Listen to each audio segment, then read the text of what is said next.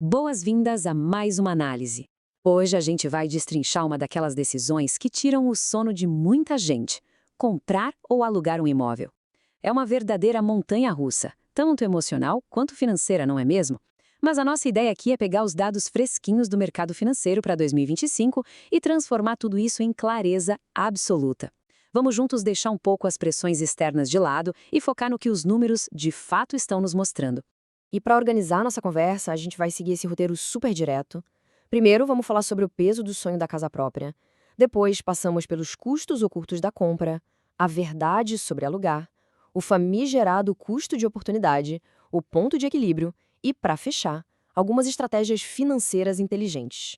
A meta é analisar a realidade nua e crua. Começando pela seção 1, o sonho da casa própria e o peso emocional da moradia. É fundamental reconhecer logo de cara que ter um teto próprio carrega um peso cultural gigante por aqui.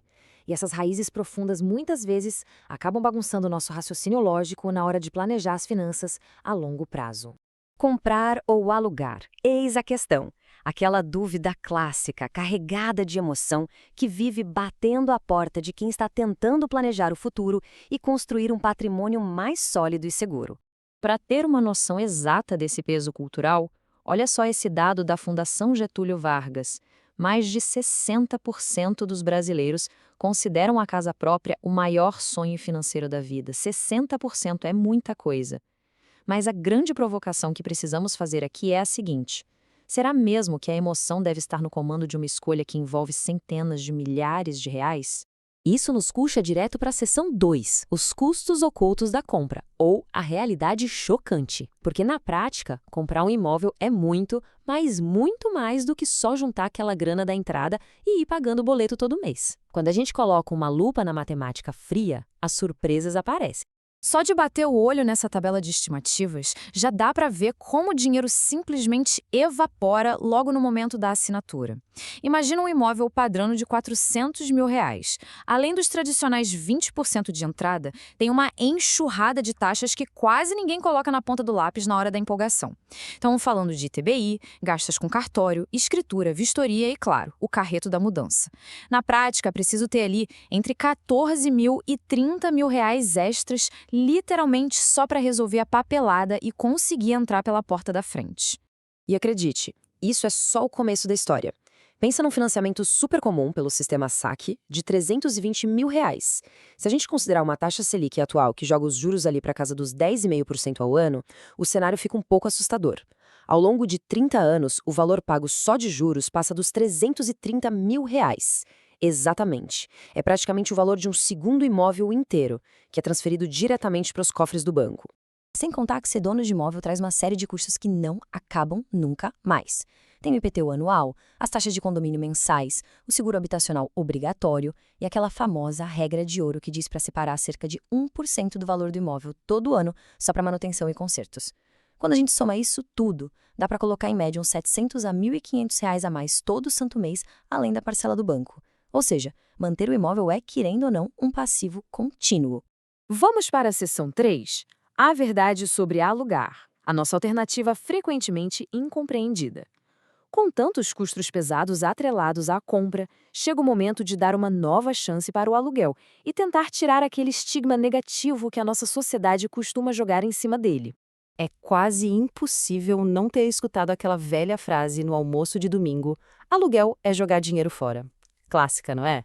Mas, sob a ótica da inteligência financeira moderna, será que esse mito ainda faz algum sentido hoje em dia? O grande pulo do gato é mudar completamente o jeito de enxergar essa transação. Alugar não é rasgar dinheiro de jeito nenhum. É pagar por um serviço fundamental, que é a moradia.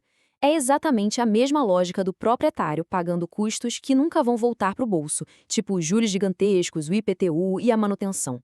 Quem aluga está pagando por um teto, e a enorme vantagem é que o capital principal, o grosso do dinheiro do inquilino, fica livre para ser investido e continuar crescendo.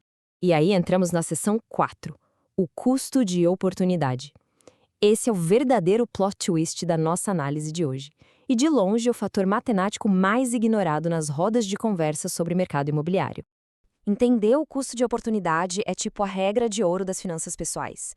Em termos bem simples, é o retorno financeiro que a gente deixa de ganhar ao escolher travar o capital em um único lugar, como na entrada de um apartamento, em vez de investir essa mesma grana em outras aplicações que renderiam bons juros ao longo do tempo. Colocando essas engrenagens lado a lado aqui, o que a gente percebe? De um lado, R$ 80.000 totalmente paralisados na entrada de um imóvel. Do outro lado, esses mesmos 80 mil rendendo em um investimento conservador e diversificado durante 10 anos. Graças à força brutal dos juros compostos, aquele valor inicial se transformaria em algo entre 207 mil e 248 mil reais. O tal do custo de oportunidade é justamente essa montanha de dinheiro silenciosa que é sacrificada quando se decide imobilizar o patrimônio em tijolo e cimento. Muito bem, seção 5, o ponto de equilíbrio. Como a gente traz toda essa teoria para a prática e aplica na vida real? É aqui que entra uma ferramenta super concreta para ajudar nesse planejamento e tirar a prova real. Esse é o framework do ponto de equilíbrio. São 5 passos bem lógicos para desvendar a matemática da moradia de uma vez por todas. Passo 1. Somar todos os custos mensais de comprar, o que inclui a parcela, condomínio, IPTU e manutenções. Passo 2. Somar os custos para alugar aquele mesmíssimo imóvel. 3. Calcular o rendimento que o dinheiro da entrada geraria se estivesse investido no mercado. 4. Subtrair desse bolo a estimativa de valorização do imóvel.